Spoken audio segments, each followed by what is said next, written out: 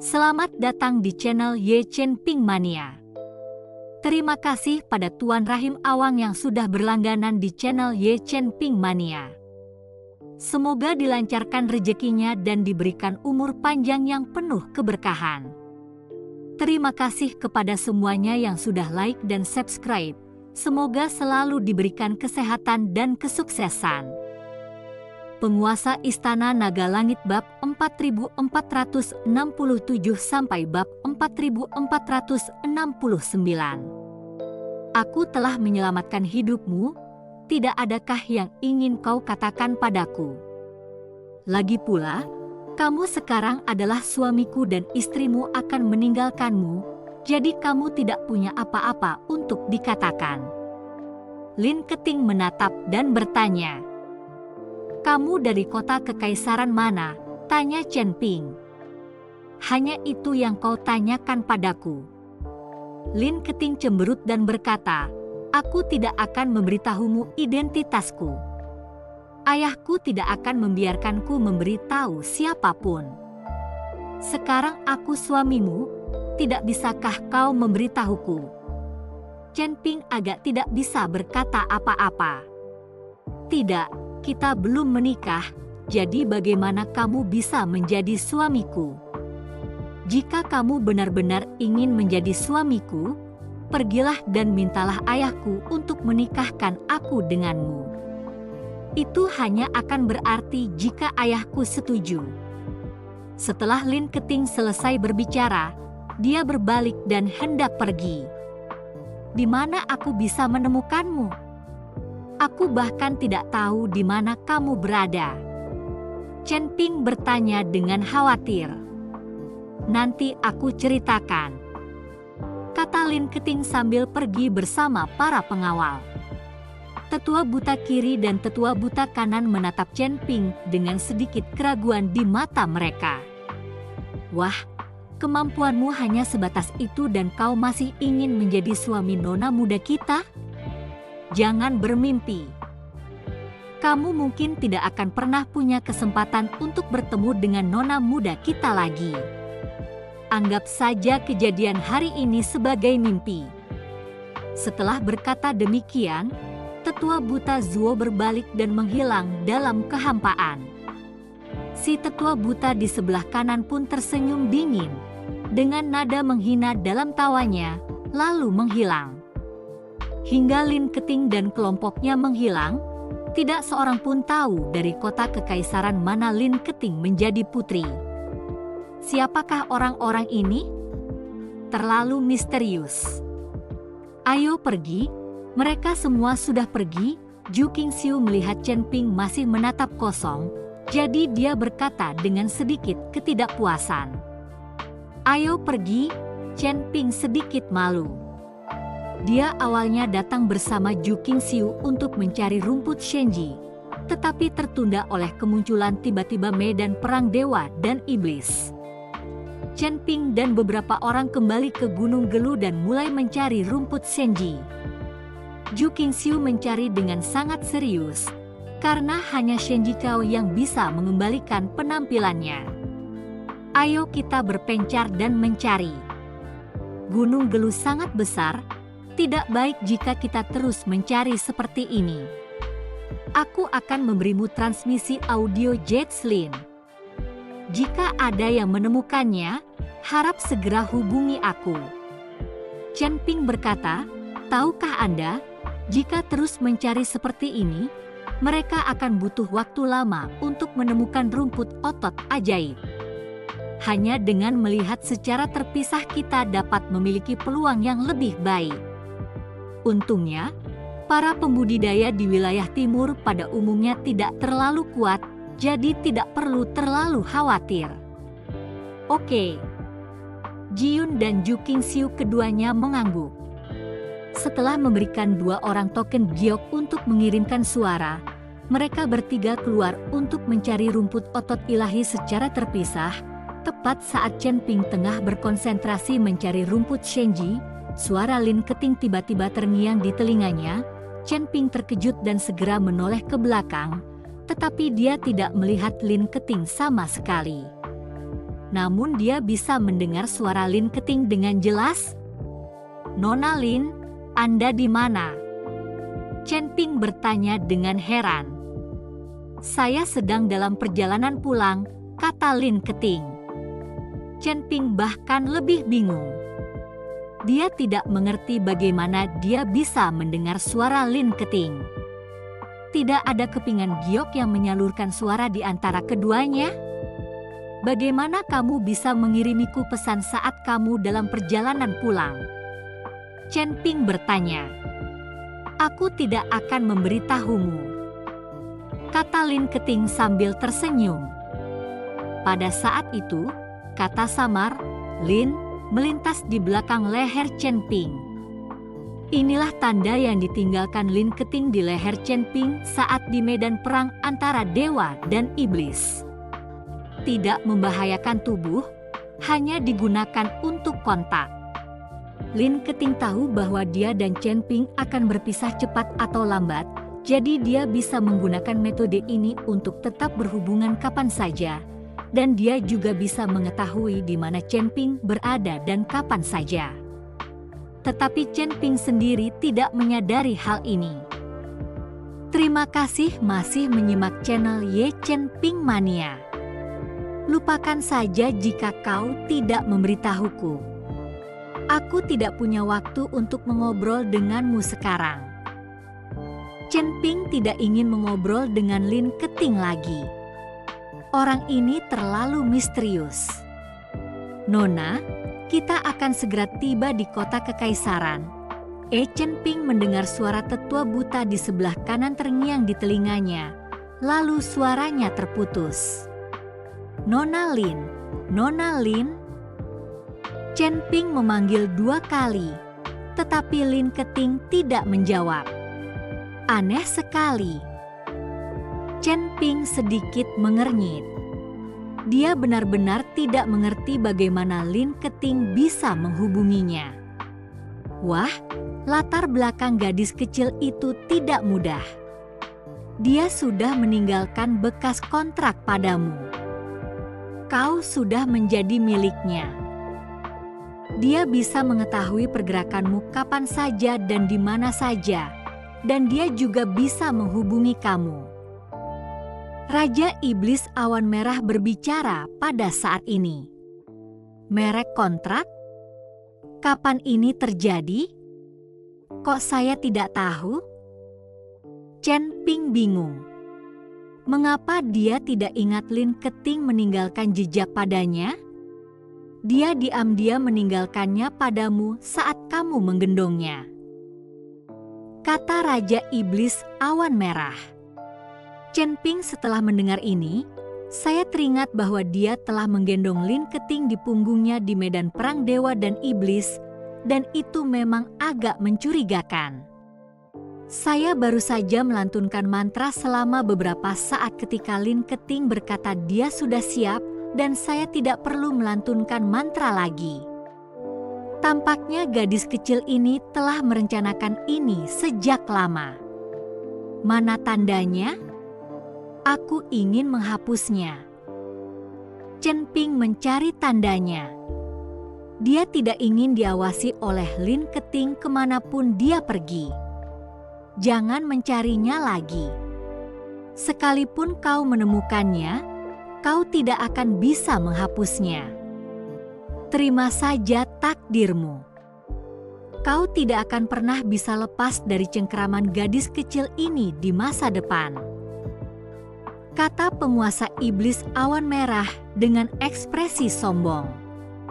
Chen Ping terdiam dan hanya bisa menghela napas.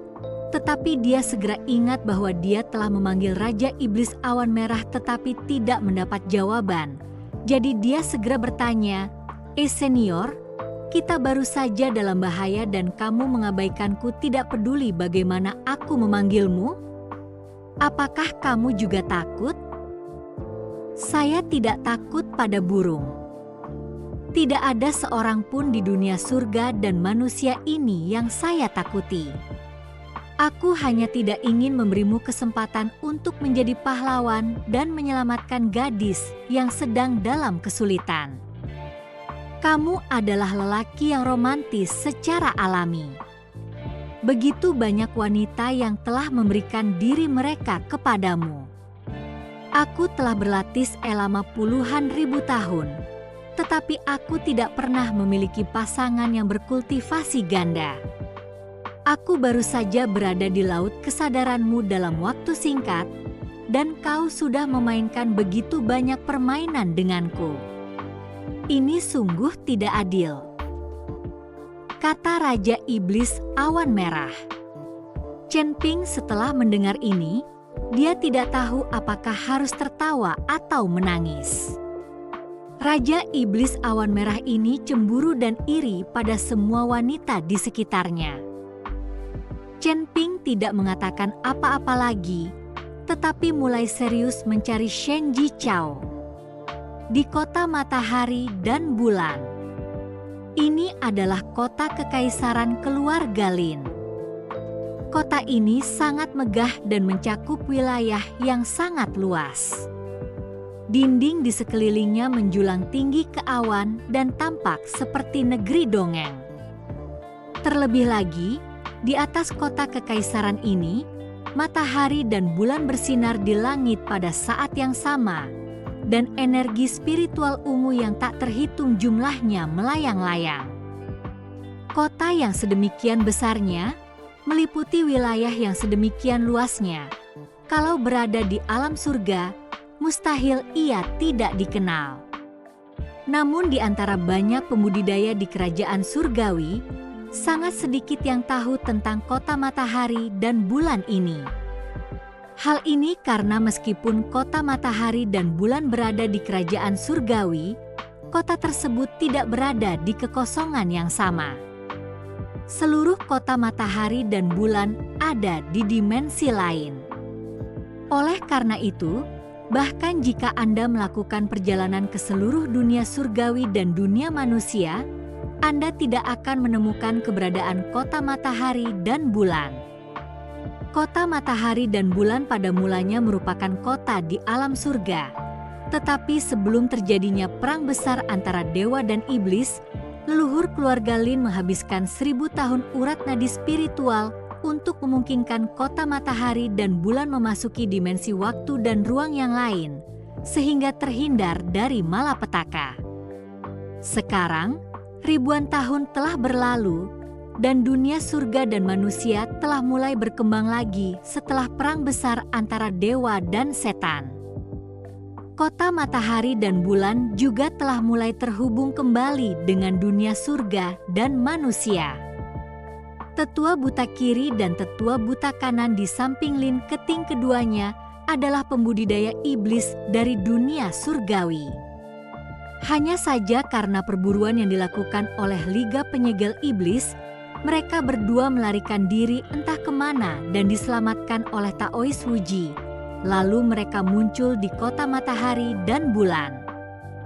Terima kasih masih menyimak channel Ye Chen Ping Mania. Keduanya kemudian menjadi pengikut dekat Lin Keting. Ada banyak pembudidaya iblis di kota matahari dan bulan yang telah diselamatkan oleh Taois Wuji. Nona, kita sudah sampai di kota kekaisaran.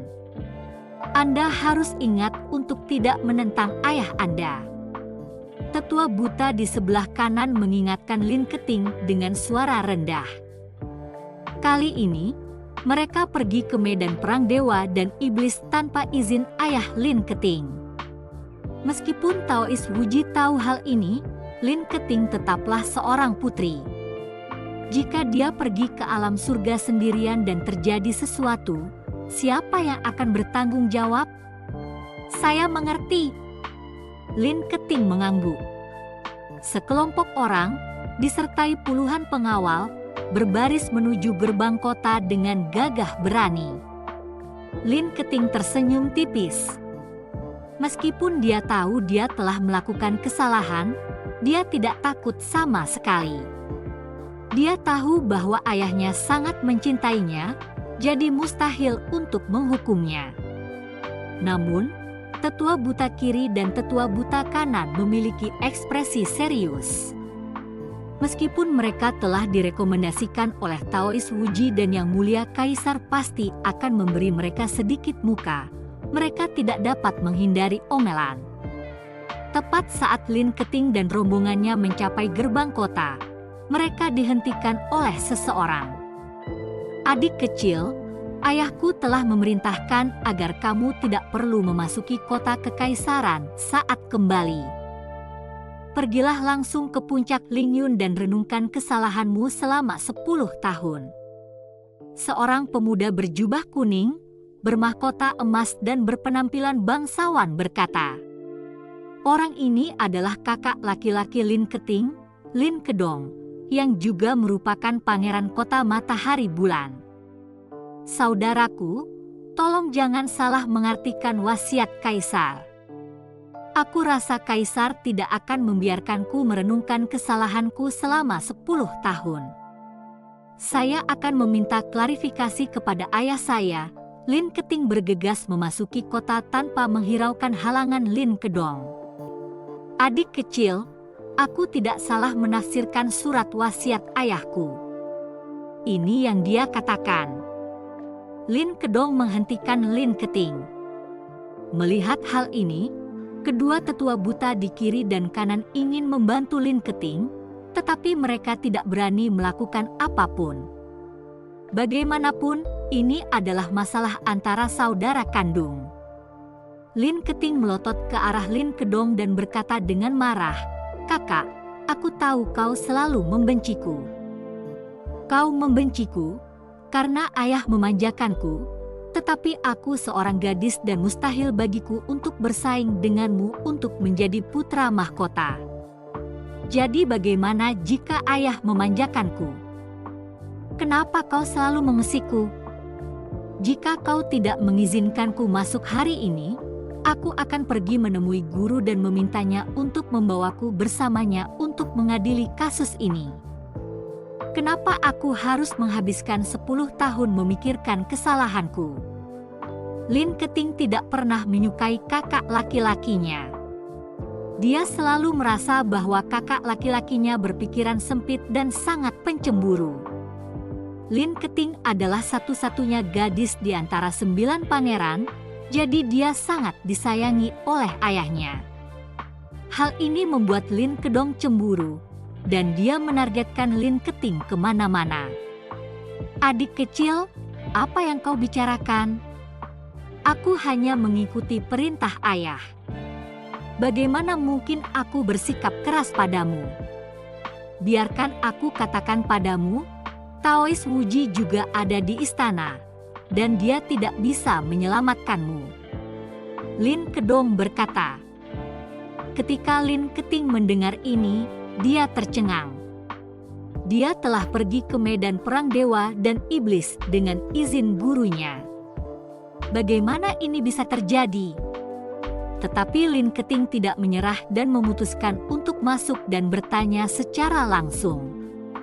Melihat ini, Lin Kedong berkata dengan wajah dingin, "Adik perempuan, jika kamu tidak masuk akal, jangan salahkan aku karena bersikap kasar." Setelah Lin Kedong selesai berbicara, dia melambaikan tangannya ke penjaga gerbang kota dan berkata, "Tangkap sang putri." Namun, saat penjaga itu hendak bertindak, sesosok tubuh tiba-tiba berlari ke arahnya. "Tunggu!" Seorang lelaki berjubah kuning dan membawa pedang panjang berlari mendekat dan berkata, "Saudaraku, Kaisar telah memerintahkanku untuk memasuki kota." Orang ini adalah Pangeran keempat Lin Kevan.